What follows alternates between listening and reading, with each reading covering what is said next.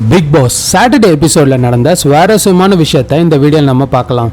New year வந்தாலே நம்ம பசங்களாம் இந்த வருஷத்துக்கு இதை செய்வேன் அதை செய்வேன்னு ரெசல்யூஷன்லாம் போட்டு சுத்துவாங்க. பட் ஒரு 2 நாள் பண்ணதுக்கு அப்புறம் அது அப்படியே காத்துல காணாம போயிடும். பிக் பாஸ் ஸ்டேஜுக்கு வந்த விஜய் சேதுபதி தேவையில்லாம பிளான் பண்ணாதீங்க, ப்ரெஷர் எடுத்து போட்டுக்காதீங்க, எது முடியுமோ அதை பண்ணுங்க போதும், குறிப்பா இளைய தலைமுறைக்கு இதை சொல்றேன்னு ரொம்ப யதார்த்தமா ஷோவை ஸ்டார்ட் பண்ணாரு.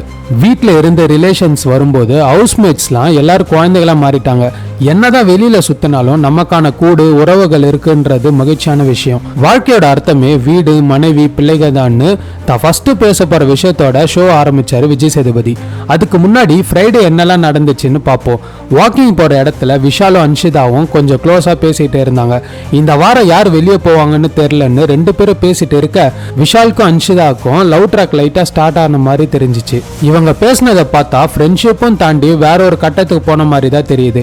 இதுக்கப்புறம் அன்ஷிதா அருண் கிட்ட போய் காதுல ஏதோ சீக்கிரட்டா பேசிட்டு இருந்தாங்க.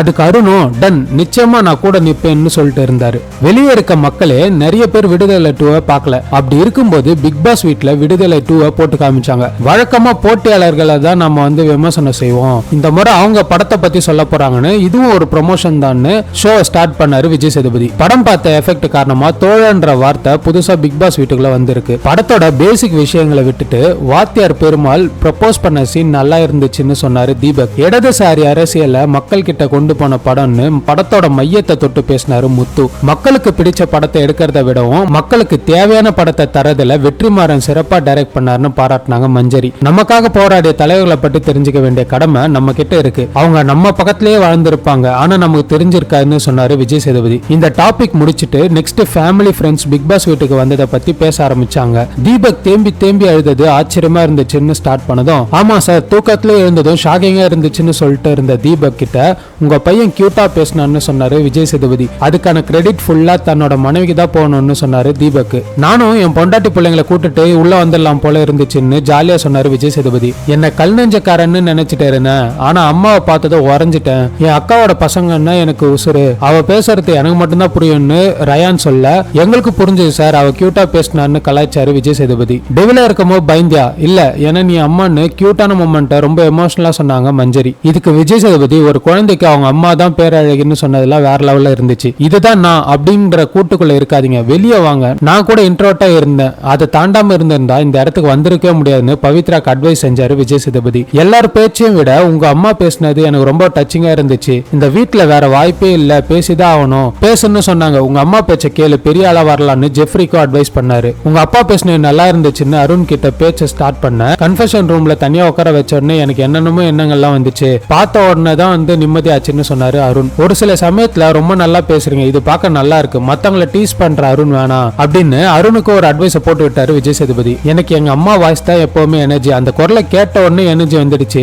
அப்பா வரலையான்னு கேட்டேன், தெய்வங்கள் எல்லாம் பாட்டு தான் இன்னும் என்னோட காலர் டியூனா வச்சிருக்கேன், அப்பாவை பார்த்த உடனே சாரி பண்ணு தான் முதல்ல வந்துச்சுன்னு ரொம்ப எமோஷனலா பேசிட்டு இருந்த விஷால் கிட்ட உங்க ஃப்ரெண்டு நேகா ரொம்ப மெச்சூர்டா பேசினாங்கன்னு பாராட்டினாரு விஜய் சேதுபதி. உங்க அம்மா உள்ள வரதுக்குள்ள உங்க முகத்துல கோடி எக்ஸ்பிரஷன்ஸ்கள் வந்துச்சு, பார்க்க நல்லா இருந்துச்சுன்னு அன்ஷிதாவும் பாராட்டினாரு விஜய் சேதுபதி. பிக் பாஸ் வீட்டுக்குள்ள எங்க அம்மா வரத பார்க்கறது என் கனவா இருந்துச்சுன்னு சொல்லி சந்தோஷப்பட்டாங்க அன்ஷிதா. எல்லாரும் பேசும்போது அந்த கைத்தட்டல் விட முத்து பேசும்போது அந்த கைத்தட்டல் அதிகமா இருந்துச்சு. இந்த கைத்தட்டல் எங்க அம்மா அப்பாவுக்குன்னு முத்து சென்டிமெண்டா சொல்ல, இல்ல உங்களுக்கு தான் கைத்தட்டணும்னு அந்த சென்டிமெண்ட்டை ஜாலியா உடைச்சாரு விஜய் சேதுபதி. மத்தவங்க குடும்பத்தை பார்த்துதான் எனக்கு குடும்பமா வாழ ஆசை அதிகமா இருக்கு, அந்த அளவுக்கு பழகவே நேரம் இல்லாம ஓடிட்டு இருந்தோம்னு சொன்ன முத்து கிட்ட ஒரு கட்டத்துல அம்மா குழந்தையா மாறிடுவாங்க, அதை பார்க்க முடிஞ்சதுன்னு என் பிள்ளை அறிவா பேசுதுன்னு அம்மா சொன்னதெல்லாம் சிறப்புன்னு சொன்னாரு விஜய் சேதுபதி. உங்க அப்பாவோட குரல் உங்ககிட்ட வந்திருக்குன்னு சௌந்தர்யா கிட்ட விஜய் சேதுபதி சொல்ல, இல்ல சார் உன் குரல் யூனிக்கானது, அதுதான் உன் அடையாளம், அதை மாத்திக்காதுன்னு அப்பா அட்வைஸ் பண்ணாரு. அது உண்மையாயிடுச்சு, பேரண்ட்ஸ் பெருமைப்படுத்துற முதல் அடியா பிக் பாஸ் வீட்டை பாக்குறேன்னு சொன்ன சவுண்டு கூடுதல் பெருமையா நான் பண்ண இன்னொரு விஷயத்துல பலர் ஆட்டு உடஞ்சிருக்குன்னு சொல்ல, இல்ல நாங்க அதை சீரியஸா எடுத்துக்கலன்னு கலாய்ச்சி விட்டாரு விஜய் சேதுபதி. இதுக்கப்புறம் பிக் பாஸ் கண்டஸ்டன்ஸோட ஃபேமிலி எடிட் ஒன்னு போட்டு காமிச்சாங்க. பிரேக் முடிஞ்சு வந்த விஜய் சேதுபதி கிட்ட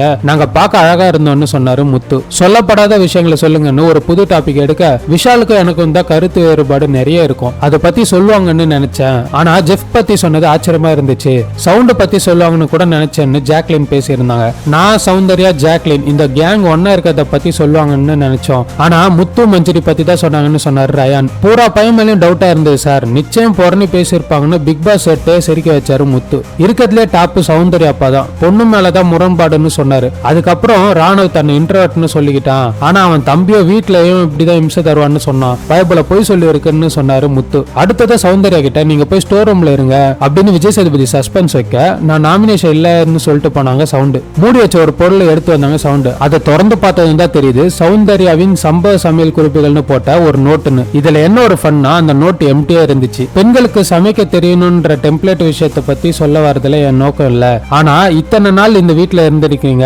தெரியாத விஷயத்த தெரிஞ்சுக்கலாம் இல்லையா அப்படின்னு சொன்ன விஜய் சேதுபதி கிட்ட அதை வச்சு செஞ்சதுதான் அந்த குழம்புன்னு ஒரு கவுண்டர் போட்டாங்க சௌந்தர்யா. உங்க சமையல்ல 99% சூப்பர்னு பாராட்டின ஒரு ஆள் உங்க பக்கத்துல இருக்காரு, அப்படி இருக்கும்போது இப்படி எல்லாம் திமிர் வார்த்தை நியாயம்தான்னு பதிலுக்கு ஒரு கவுண்டர் போட்டாரு விஜய் சேதுபதி. எம்டிஆருக்கு புக்கை பார்த்துட்டு அந்த புக்கை நீங்க தான் எழுதணும், பிக் பாஸ் அதை பப்ளிஷ் பண்ண ரெடியா இருக்காருன்னு சொல்லிட்டு உங்க ஃபேமிலியில எல்லாரையும் பிடிச்சிருக்கு உங்களை தவிர அப்படின்னு பங்கமா கலாய்ச்சாரு விஜய் சேதுபதி. உங்க ஆசீர்வாதத்துல இந்த புக்கை எழுதுறேன்னு சௌந்தர்யா சொல்ல, பாத்தீங்களா பதிலுக்கு கலாய்கிறீங்கன்னு விஜய் சேதுபதி சொன்னது ஃபன்னான மொமெண்டா இருந்துச்சு. பிரேக் முடிஞ்ச அந்த விஜய் சேதுபதி எந்தவித சஸ்பென்ஸும் இல்லாம எவிக்ஷன் பாட்டுக்கு போனாரு. என்னது இப்போ எவிக்ஷனா, நாளைக்கு தானே இருக்கும்னு எல்லாரும் ஷாக் ஆக, இந்த செல்லத்தை எனக்கு ரொம்ப பிடிக்கும் இருந்தாலும் என்ன பண்றதுன்னு விஜய் சேதுபதி ஜெஃப்ரி பேரை போட்ட கார்டை எடுத்து நீட்ட ஆடியன்ஸும் ஷாக் ஆயிட்டாங்க. இதுல சௌந்தர்யாவும் அன்ஷிதாவும் தான் கொஞ்சம் அழுதுட்டாங்க. எலிமினேட் ஆகி இருந்தாலும் அதை ஸ்போர்ட்டிவா எடுத்துக்கிட்டாரு ஜெஃப்ரி. ஏன் இப்படி சோகமா இருக்கீங்க, இது ஒரு கேம், போய் தானே ஆகணும்னு மத்த ஹவுஸ்மேட்ஸ் கிட்ட சொல்லிட்டு இருந்தாரு. விஷால் தான் போவான்னு நினைச்சேன்னு சௌந்தர்யா அந்த டைம்ல காமெடி பண்ணிட்டு இருந்தாங்க.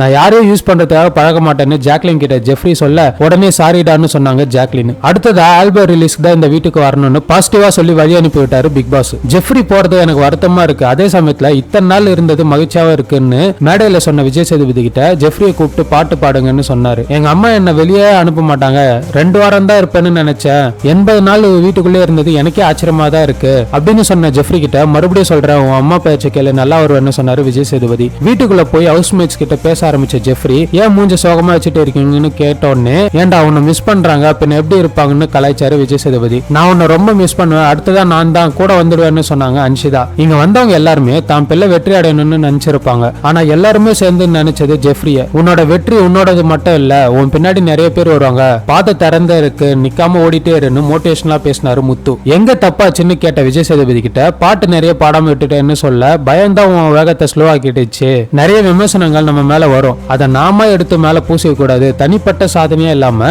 எல்லாரோடைய சாதனையாவும் பார்க்கணும், மத்தவங்க அனுதாபம் தேவையில்லைன்னு ஜெஃப்ரிக்கு நல்ல அட்வைஸ் பண்ணாரு விஜய் சேதுபதி. எனக்கு ஏதாவது அட்வைஸ் இருக்கான்னு ஜெஃப்ரி கிட்ட ஃபன்னா கலாய்ச்சி கேட்க, அதெல்லாம் இல்ல சார்னு சிரிச்சிட்டே சொன்னாரு ஜெஃப்ரி. அடுத்த வாரம் டைட்டா வச்சு செய்யுங்க சார்னு சொல்ல, அதுக்கு விஜய் சேதுபதியும் சிரிச்சிட்டாரு. ஜெஃப்ரி எலிமினேட் ஆனது அன்ஷிதாவும் சௌந்தர்யாவும் அழுதுட்டே இருந்தாங்க. நான் நாமினேட் பண்ண டைம்ல போய் ஜெஃப்ரி எலிமினேட் ஆனதுல கெல்ட்டா இருந்தாலும் இது ஒரு கேம், அதுக்கு சாரி கேட்க மாட்டேன்னு சொல்லிட்டு இருந்தாங்க சௌந்தர்யா. நெக்ஸ்ட் எபிசோட்ல இன்னொரு எவிக்ஷனும் இருக்கு. அடுத்ததா எவிக்ட் ஆக போறது அன்ஷிதா தான். இதுக்கப்புறம் வரப்போற கேம்ஸ்லாம் ஃபினாலே போறதுக்கு ரொம்ப முக்கியமா இருக்கும். ஜெஃப்ரி அண்ட் அன்ஷிதா எலிமினேஷன் பத்தி நீங்க என்ன நினைக்கிறீங்கன்னு கீழே கமெண்ட் பண்ணுங்க. We'll see you on the next video. Bye.